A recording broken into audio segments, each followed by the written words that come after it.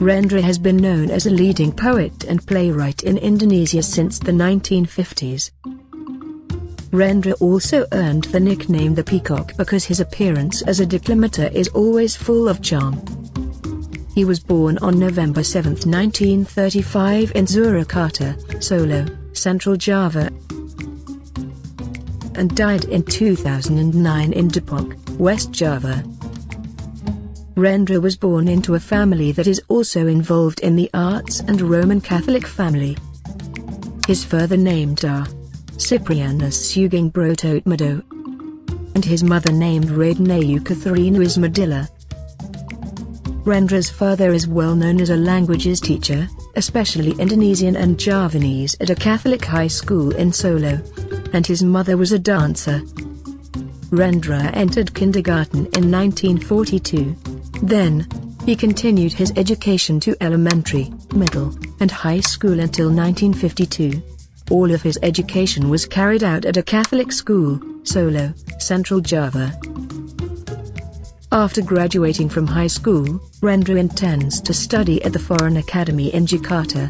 However, the school was closed before Rendra arrived in Jakarta. Rendra continued his studies at the Department of Western Literature, Faculty of Letters, Gadjah Mada University, Yogyakarta, but only achieved a baccalaureate degree. In 2008 he obtained a doctorate honoris causa from this university. In 1954 Rendra was invited by the United States government to attend a seminar on literature at Harvard University. Rendra traveled to America for 2 months to get to know more about literary life in the United States. With this experience, in 1961 he founded a theatre group in Yogyakarta. In 1964 he received a scholarship from the American Academy of Dramatical Art, ADA, to study drama and art. His departure to the United States brought theatre activities in Yogyakarta to a halt. He completed his education in 1967.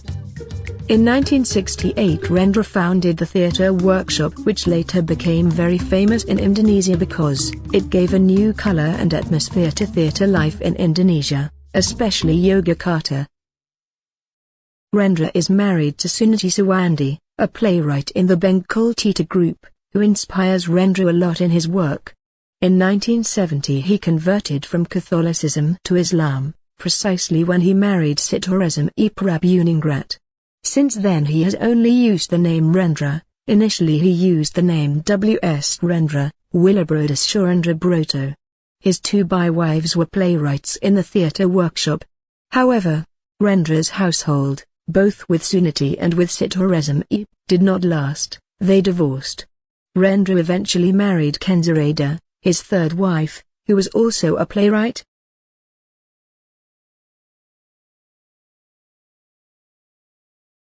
Rendra's interest in writing poetry has grown since he was in 2nd grade of junior high school. Likewise, his interest in drama and short stories has been shown since he was in junior high. However, his poem was first published in 1952 in the magazine Siasat. After that, throughout the 1950s Rendra's poems continued to be published in Tactics, Stories, Art, Basis, and Konfrontasi. In the 1960s, Rendra's poems were published in the magazines Budaya, Indonesia, Mimbar Indonesia, Quadrant, Selector, and Horizon. In the 1970s, Rendra's poems were published in many Pelapa magazines. Bakdi Sumanto, 2000, said that since the 1950s Rendra has been known by the artist community in Surakarta. His poems, which were published in the Story magazine and others, were later collected in the Ballad of the Loved Ones, and the poems were often selected for acclamation competitions everywhere. Rendra has started writing plays since he was in high school. The first play he wrote, entitled Prosthetic Legs, was played at his school. During his high school years, 1952, he also wrote a play entitled People at the Corner of the Road. The drama script won the first prize in the playwriting competition of the Yogyakarta Ministry of Education and Culture in 1954. After that, His activities in writing drama scripts and playing dramas continued to grow. The play, entitled Bip Bop, was first staged in 1968. This drama is known as Theatre Minicata because it uses very few words, only shown in motion and song. In 1988 the drama was also staged at Taman Ismail Marzuki, Jakarta. Rendra also wrote translated plays, including Oedipus the King and Kasidabat Sanji. Rendra also writes short stories in various magazines. One of his short stories entitled He Has a Beautiful Neck was published in the Story magazine in 1956.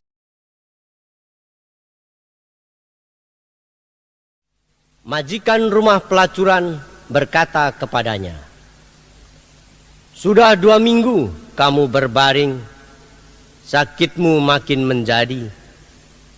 Kamu tak lagi hasilkan uang." The theory of sociology of literature and the theory of semiotics were used to analyze the social criticisms expressed by Rendra through his literary works. The theory of literature was used to analyze the social criticisms by contextualizing the themes and era when he created his poems and dramas, and the theory of semiotics was used to analyze the meanings of the sign systems the two genres contained. These two theories were used at the same time and were supported by the other relevant theories such as the theory of politics, the theory of capitalism, and the theory of feminism. His dramas were analyzed before his poems so that the consistency of the social criticisms he expressed in the two genres could be described. The result showed that the social criticisms he expressed by Rendra in his poems included 4 great themes. They were values of feminism, education, capitalism and poverty, politics and law. His dramas also contained such social criticisms, as exemplified by the poems Sajak Sebetulba and Sajak Pul Aubali and the drama Kisah Perjuangan Naga, which contained the theme of how vicious capitalism was. The language styles used to articulate his social criticisms were also identical, indicated by the use of metaphors, repetitions, paradoxes, rhetorical questions, ironies, and cynicisms.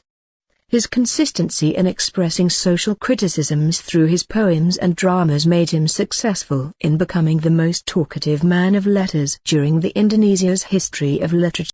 In mid-1978, after a bomb exploded during one of his poetry readings at the Taman Ismail Marzuki Arts Center in Jakarta, Rendra was arrested and imprisoned for several months on the grounds that his activities threatened public order. After his release he was banned from public performance for 7 years.